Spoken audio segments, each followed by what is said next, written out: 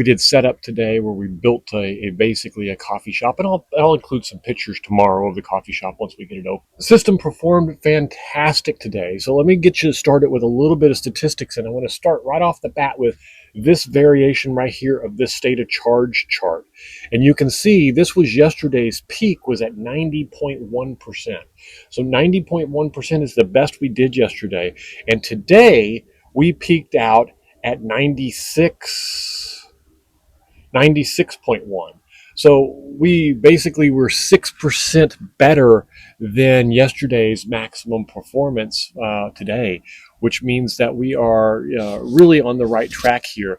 The sun was out today. It was more direct sun. There was still a lot of clouds, but there was a whole lot more direct sun than there has been than there was yesterday, I guess I should say. Now let's talk a little bit about some crazy things that I think I threw in a picture in yesterday's video, but I want to show it to you firsthand so that you can see it. I intentionally waited for it to get late tonight and get dark so that I could show this to you. But I want you to notice this on the screen. So on the left-hand side where it says 144 volts PV RV back voltage, 144 and 27 watts of power. And then it says PV RV front voltage, 85 volts and 34 watts of power. Now, I'm just for fun, I am going to turn the breaker on the 6000 XP off, and we're going to give it just a few seconds for the stats here to register that it is actually off and gone. And we're going to see what it does.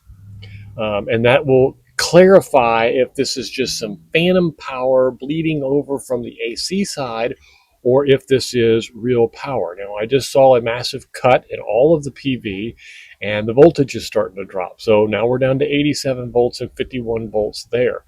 So that may be some bleed, but we're going to leave it right now, and we're going to just let it stay there and see what happens as we walk out and take a look at what the panels are seeing, because that's the part that's actually kind of cool and interesting, is what they are seeing is, see if I can get this where I can actually use this for you guys. There we go. All right, so here's the RV in the parking lot. And you can see directly over the back is that LED light that we spoke of. And these puppies are bright. I mean, you could take a look at this parking lot has 2, 4, 6, 8, 10, 11, maybe 12. And as you can see, it is well lit up. And this is not a small parking lot. But those puppies are bright. And if you look at that one there, and you can see how bright that is, and then you look at these stats on the other side of the screen here, let me see if I can get that centered where I can show you both. You'll notice here that that PV is definitely dropping, and that voltage is going away as those capacitors discharge. And now the other side, the front side, is only powered by this one way down here, or linger light from that one there. So it doesn't have that direct sunlight or that direct LED light. Now what I'm going to do is I'm going to, oops, sorry about that. I'm going to walk back over to the RV and turn back on the PV. So you can see the voltage has gone to 0 now. So when I turn this on, this is going to confirm that those LED lights are what is actually powering this. And it is not just lingering power coming in from some AC somewhere or something like that. And you'll see, boom, there we are back. Full back with 137 volts on the PV in the back, which is those lights right there. That light directly above it is where that 137 and 65 being these 5 panels in the front is what we're looking at there. And the closest other light to it is that one there. There is one behind me. Let me just circle around here and show you that one. But it's kind of far off, and it doesn't really, I don't think it's really going to have a huge effect. The rest of them are kind of far away. And you can see they are directionally pointed down at the ground. So, but they are really bright. I mean, they light this parking lot up like it's daylight here, as long as you're not looking up in the sky and see that it is completely and totally pitch black. or looking off into the trees over there, just outside of the lights where it's completely dark, in those trees back behind there. So I thought that was really interesting that we are looking at collecting energy all night. I wish I had the time to run a real test to find out if it's real power or is there some variation of if there's some variation of phantom solar energy there.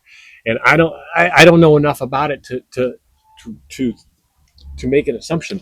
Last year, when I saw this, I assumed it was phantom and that there was no realness to it. So this year, I'm not convinced anymore. That is just a little bit too much and too easy to reproduce and to prove that it's really there. So I think it might be real. But anyway, let's look at the state of charge. As you can see, the state of charge today, we ended up way up above where we normally would be. We ended up at 96.1. We're a good 15% of ahead of schedule of where we should be in order to make this trip successful. I think we're going to leave this place with no battery issues whatsoever, probably within 20 points of being fully charged, and I don't think it's going to be an issue whatsoever. I'll have keep the statistics running from the whole thing, but if I go in here, and let's take a look at the 3 days prior, so you can see the prior day right here is where I did the full charge at the RV park before we left, and that got us all the way up to 100%. And then here is where we arrived. It stayed charged the whole travel here. And then we used it that first night. Now, keeping in mind, I don't hold any punches on the air conditioning at night. During the day, I have, simply because it's been beautiful, and I can show you, kind of give you an idea of what I did there. It's been beautiful, so I've held off until noon 30 or so, and around that time, noon 30, 1 o'clock, it starts to get a little warm. And the same was true today. It starts getting a little warm, so I immediately turn it on. And then once it cools off, that peak drops off and it goes right back to running. So I think in order to power usage, and I come over here to the bedroom one, you can see it runs full steam at night. We turn it on. It's got that spike right there. At bedtime, it was, actually, that's the living room. I'm sorry. So that's the 1:45 this afternoon, like I was talking about. I turned it on and it ran. Yesterday, I did the same thing and it didn't run near as much. But like I said, there wasn't as near as much sun yesterday. So it really curtailed it quite a bit. But today, it ran quite a bit more. And then there was some running late in the evening. Tonight, there hasn't been any running, and it's on right now. It's so cool out that there isn't anything going on. I don't know what the exact temperature is out here, but I can see here from this screen that the bay itself is 78 degrees. So it's, good, cool weather just for the inside the bay where the 6000 is mounted. But then we go back to power usage and we look at the bedroom one, and you can see it comes on at night for us. And we went to bed pretty late last night. Let's see what this is, around 11:40, midnight or so. Yep, right around midnight, a few minutes till midnight. And it ramps up when we first go to bed because we turn it on, drop it down to 61 degrees. It cools it all the way off to 61 degrees. And we can see that easily here with the temperature in the bedroom. And you can see that the same correlation of we come to bed at 12 o'clock at midnight, it cools it right down to 60 degrees and then holds it there until in the morning when we get up. And that's about the time, I think, this morning when the wife got up. I was up a little earlier, probably back in this stage here, and I opened the doors and kind of got the cool air from the outside in. And that's probably why it stopped cycling so much, because it just didn't need it to cycle anymore. Strangely enough, if the dew point is within that range of it dropping to 60 points, a lot of the times it will dew in the room, which is just horrible for sleeping because it feels all sticky and wet because you bring the temperature down past that dew point and squeeze that water right out in that room. So anyway, so day 2, we are in fantastic shape. Nothing has been running excessively here. We see the refrigerator power kicked on a few times, around noon and around 8 a.m. That's probably something, and I'm not sure exactly what that is. I thought that was strictly the refrigerator. The island power is nothing more than a couple of espresso machine runs. You can see there's my wake up, and then I made a second espresso here. So looks like I only had 2 today. I didn't realize I could check that with this. Now I can get an idea how many I actually have, because I try not to keep track. But I do love my cappuccinos, I tell you what. So that's that. Really, there hasn't been any major spikes here in the power of. You can see L1. You can take a look at L2. Other than when the air conditioner kicked on, there was nothing really running there. It's been very quiet and peaceful. We haven't done anything. I have not used any hot water. Tomorrow, there will be a lot of hot water usage, so I'm going to use gas for that, just to play it safe. And my guess is by the end of this trip, I will regret using gas, not because the gas is going to cost me any serious money, but simply because I didn't have to, and I had plenty of power to be able to do it with electricity. But the opposite regret would be even worse, to run out of power and have the batteries run low and know that I had the gas available and didn't use it for the hot water. So that will be in the morning. We will take care of all of that, and that'll all be hot water. All the hot water you won't even notice, because it will all be done through gas. So the update today is really no bad news whatsoever. The system is running quietly, peacefully, well. I haven't had a single problem from it at all. And you can see, trying to get that up high enough where that doesn't have that over brightness glare going on, but it doesn't seem to be possible for me to do that. So but you can see the new fuse is still running really well. I've got a lot of cable cleanup to do in here. It is a true mess in here. I got a couple of backup extension cords down here under this.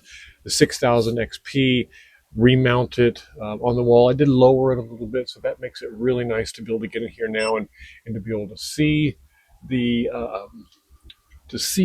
screen. So now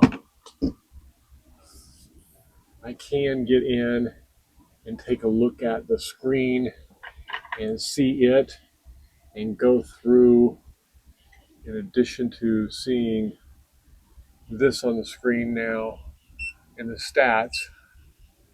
We can cycle through. It's 53.2. It's 95%. So this is, keep in mind, this is closed loop with a 3 EG4 battery. So the EG4 batteries, if I take them on the battery chart over here and take a look, it's these are showing the Victron battery voltage is 53.1, and this is going to show 53.2. There's a little bit of a variance there. It's probably a rounding issue.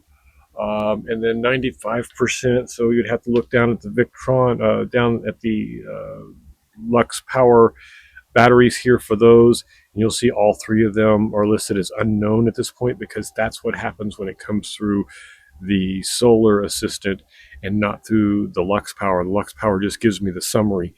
The summary we can see from solar assistant. Let me see if I can pull that up and show you what I'm talking about. So from solar assistant, well, that ain't good, is it? Let's see if I can get it to fill in my password here. There we go. All right. So the solar assistant, the power generated today was estimated. I mean, it'll be interesting to see if this estimate is right, although this estimate is based on being located in Florida, so probably not. But you can see here the no grid hooked up, 95%. And so all I really get is a summary here and the cell temperatures and that kind of stuff. I don't really get to see all the different packs and how much voltage they have. And that's why I like to run it in closed loop, in open loop, I mean, when I'm at home.